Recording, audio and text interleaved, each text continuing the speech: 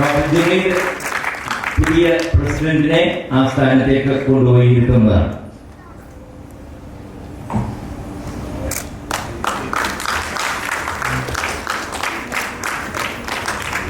പ്രിയമുള്ളവരെ, നന്ദി. പുതിയ പ്രസിഡന്റിന് എല്ലാ ഭാവുകങ്ങളും നേർന്നുകൊണ്ട് ഞാൻ എന്റെ വാക്കുകൾ സംഗ്രഹിക്കുന്നു. നന്ദി, നമസ്കാരം. Thank you, Dr. Abraham Verghese. Ladies and gentlemen, I now call upon Dr. Rajeev Jayadevan for the acceptance speech and for the installation of the office bearers. What a great moment this is. Respected Chief Guest, respected keynote speaker, Vice President Dr. Jayadevan, dignitaries on the stage, dear doctors, their families, close friends, and everyone who has come braving adverse weather conditions to attend this program. It gives me great pleasure to stand here before you and talk with you as the president of this fabulous IMA branch, that is IMA Cochin. IMA Cochin, if I am standing here, I am deeply aware that I am standing on the shoulders of giants. This monument itself was built by the collective effort and work and dreams of several members, many of whom are present on the stage. We have the great Dr. Kuriye, we have Dr. Satyananda Kamath, Dr. Narayan, many stalwarts of the profession have worked to create this edifice. And you heard this great report that Dr. Hanish gave and Dr. Jayadevan's inspiring work, pioneering work over the past year, braving fierce, severe personal loss. So I'm standing here on the shoulders of giants. In preparation for this year, many of you are aware that I chose to do a survey among doctors. IMA is fundamentally an organization of doctors. A survey was sent out asking for suggestions, and over 2,000 suggestions came in, and my plan for the year is based largely on what feedback I received from all the members of the profession. The theme, as you may have seen on the backdrop, is breaking down walls or breaking down barriers. Now, what are these barriers? For brevity's sake, this is a short speech. I will classify barriers into 3. Doctors work very hard, but there is a growing disconnect between doctors and society. We need to tear that barrier down. And some of the events that we saw in the recent past are in fact a side effect of such a barrier. We will work towards that. There's a barrier between doctors because doctors are so busy with their own lives, they don't communicate with each other. And in order to continue together as a profession, it is not just with the doctors, we have a whole team that is gathered here. We have hospital employees, we got nurses, we got my own staff over here, microbiologists, physiotherapists, we got everybody here. We all have one goal in common: to ease the suffering of other people. And we will stand together in our commitment to deliver that as a team. The barrier between doctors and media frequently are at a loss. They are searching in the dark for facts. When they hear news, they are not able to verify things. And it is our responsibility as doctors and the association to provide them the correct information so that they can deliver the correct information to the public. Between doctors, I talked about inter-doctor relationship. Now, when a patient goes to a doctor, it's almost like the child and the parent. The parents may not always agree with each other, but when it comes to the matter of the child, even if there is a disagreement, they work together because their aim is for the child to get better. Likewise, when a patient passes through different doctors, not all of them will be of the same opinion, but they all mean well. The doctor who saw the patient first may not know a lot about what would happen in the future. The doctor who saw the patient the third time knows exactly what did not work. So it's a mission of the IMA to promote the camaraderie between doctors as patients change hands. A vital aspect of profession in the modern medicine is science. Now, science does not come in the labs or in fantastic discoveries. Science happens in small steps, tiny steps, like the apple that fell on Newton's head, or it is supposed to have fallen on his head. Now, science happens in small steps, and as doctors, we see several patients every day, and we generate so much of clinical material. But at the end of the day, all the clinical material goes flushed down the drain without being shared with other doctors. What side effects did a medication have? What outcomes did the patient have? How did this patient improve? What complications can happen? What unexpected outcomes are possible?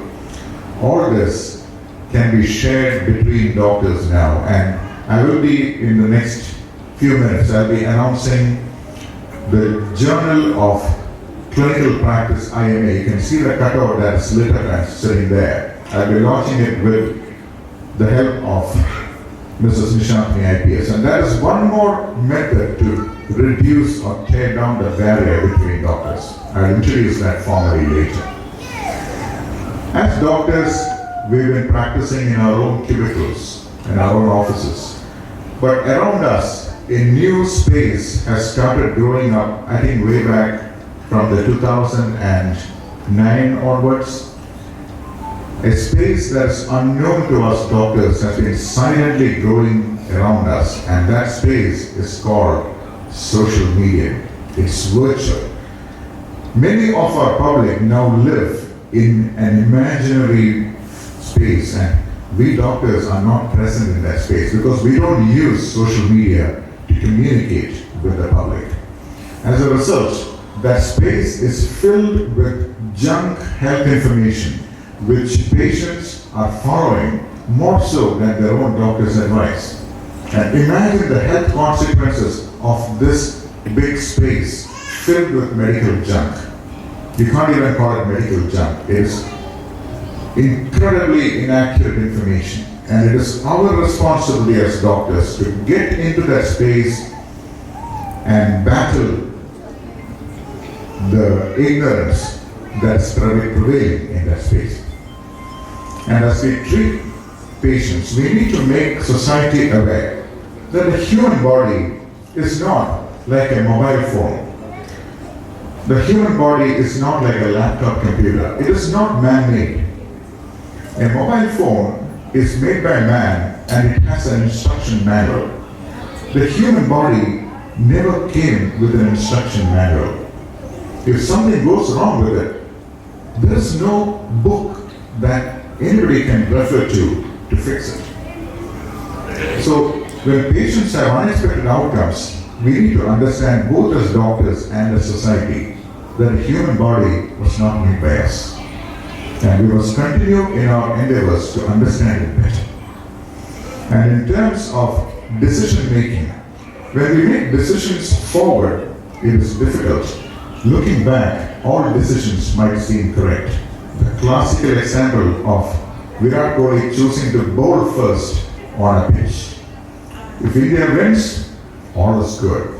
But if India loses, all of us will sit in our couches and say, he is the wrong captain, he took the wrong decision. But you know what? He knows better than anybody else what to do first. But when things go wrong, people look back and point fingers. Which is why we must clearly differentiate between decisions looking forward and decisions looking backward. One of the other angles that I want to cover is the role of the general practitioner, the family practitioner, and the specialist. In every developed nation, if a patient has a medical problem, they don't run to the specialist, they go to the family doctor. But the family doctor knows them inside out. They know the family, they know the relatives, they know the background.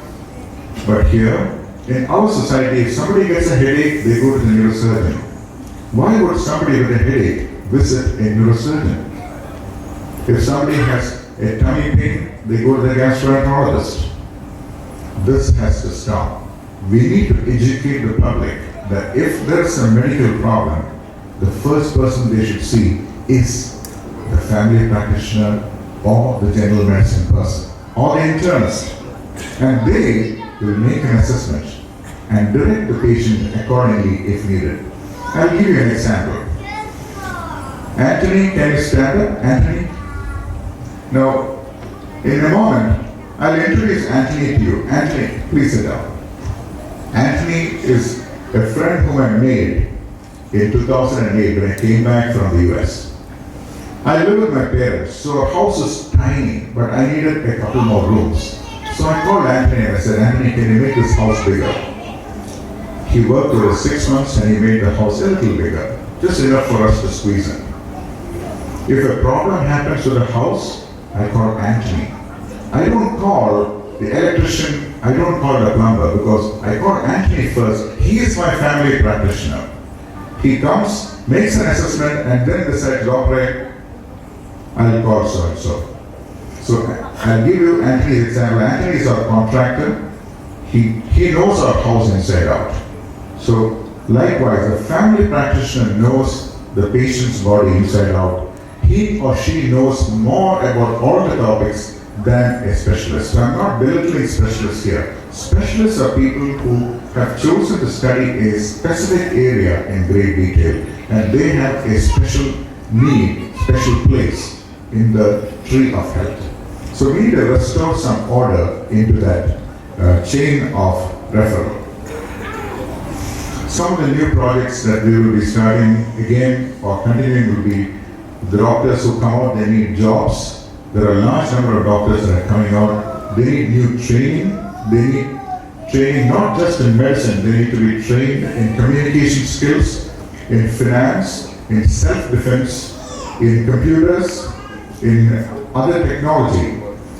We need to impart a lot of new training programs for these doctors who are coming out. So, as the speech is actually quite brief, I will just close with a poem. This poem is dedicated to all those of us who are working in healthcare. That will be nurses, doctors, and all other people who are working in healthcare. I'll read it out for you. It was actually written by Maya Angelou, an American poet. I have learned that people will forget what you said. People will forget what you did. But people will never forget how you made them feel. So it is not the prescription, it is not the injection, it is not the operation. What heals is a touch, is how we make people feel. And that is a slide that I use in my communication skills seminars. You know, some of you know I'm the communication skills person for the last 5 years for doctors as well as hospital staff. So from Cochin IMA, we've actually launched training programs for all hospital programs. In fact, Dr. Jayadevan has called me twice, 3 times to his hospital to train his hospital staff. So together, the entire healthcare community, if we stick together, if we work together, if we train together, share our knowledge and skills, work as a team, work like a parent who's taking care of the child, I believe that we can make the world a better place. Again, I thank you for all the nice words spoken here, and I stand here with a dream to work with this beautiful team here and work with all of you to improve things as to the extent possible. Thank you again. I request Dr. Rajeev to kindly install the office bearers. I'm going on to the second part of my responsibility, that is installation of the office bearers for the year 2019-2020. As I read the names out, may I please request the office bearers to kindly come to the front and be in front over here so we can stand together as a group and then disperse. Those of you who are in the audience may please come up to the stage and please join the team. Dr. T.B. Ravi, President-elect. Dr. Ravi, can you please come forward? Dr. Srinivas Kamath, Vice President, Cochin IMA. Welcome, Dr. Kamath. Dr. Ramesh Shenoy, Vice President, Cochin IMA. Dr. M.M. Hanish, Vice President. Congratulations, Dr. Hanish. After completing 2 years as Secretary, he has been promoted to Vice President. Dr. Maria Verghese, Vice President. So these are the Vice Presidents, and we have Dr. Shalini Sudhindran as the Cochin IMA Secretary. Joining Dr. Shalini will be 4 joint secretaries. I'll read out their names. Dr. Vinod Padmanabhan, Dr. Anwar Hussain, Dr. George Turlin, Dr. Anita Pillai, and Dr. Joby Abraham. I now invite Dr. Sunny Orathil as a State Working Committee member to come and join us.